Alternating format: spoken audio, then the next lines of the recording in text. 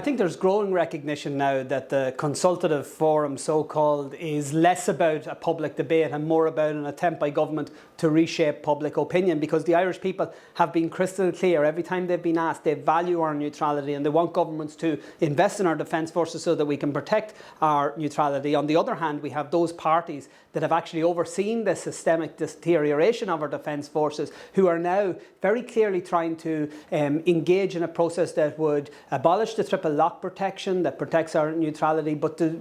drag us more closely aligned to military alliances. And that is, as I say, in the first instance, against the directly expressed wishes of the Irish people. But it's also, in my view, the wrong strategy that we should be applying. And what we should be using at this moment in time, if we needed to, is a constitutional framework. I think that we should be enshrining the principle of neutrality into the Irish Constitution and ensuring that that principle is also respected within the EU treaties. That would create the framework for a real public debate and discussion, and that would also have the outworking at the end of the day of actually ensuring that we have the protection of the Constitution in terms of our neutrality. And I think the Irish people would value such a debate. In the absence of that, we should have a citizens' assembly. Citizens' assembly are where a representative group of citizens are brought together to hear from the experts and then to deliberate and outline a set of findings and recommendations. This consultative forum flips that on its head.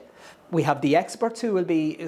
talking, these handpicked experts that government have selected, that will be overseen by a chair, again selected by government, that will end up with a report that is published by the same chair that has been selected by government. And members of the public can, if they wish, sit in the audience and raise their hands. It is the exact opposite of consultation and of citizen engagement. And we would like to see a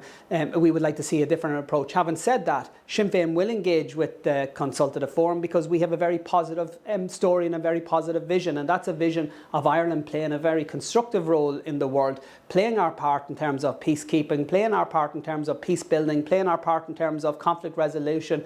humanitarianism, diplomacy, the primacy of multilateralism, but also ensuring that Ireland can work with other states in terms of combating the big challenges of our time: climate action, migration, global poverty, all of those big issues that need a global response. We're a small country, but we can play a big part in all of that, and we can use our independent foreign policy and our neutrality to advance those goals. I think the starting point for every conversation we have about security and defence must be the fact that Irish neutrality has served this country really well. It has allowed Ireland, which is a small country on the edge of Europe, but a country with a unique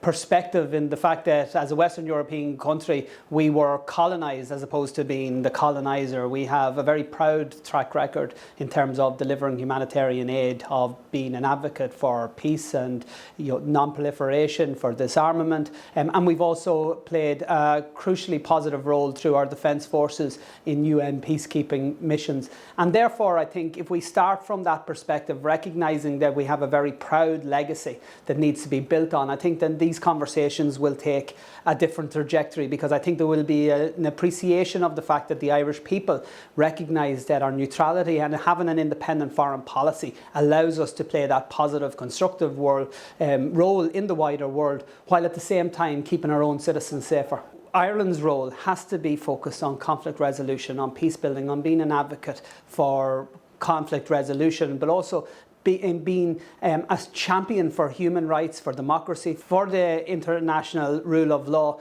and for multilateralism. I think Ireland has a role to be a champion for the United Nations framework, and I think Ireland has a voice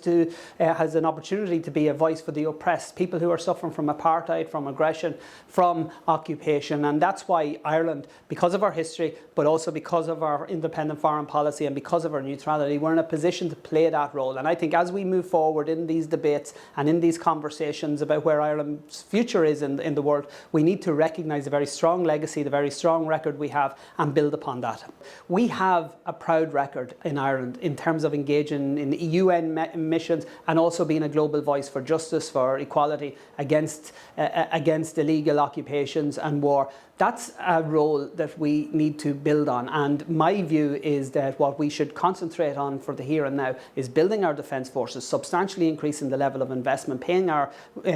members of the defence forces adequately, ensuring that their experiences within the Defence Forces are positive ones, providing them with the equipment that they need in order to protect our skies and seas and monitor what is going on, to protect ourselves against from modern threats such as cyber threats, but also allowing us to play that role internationally, that role that is such a source of pride to the Irish people, particularly the role of our Defence Forces in UN peacekeeping missions.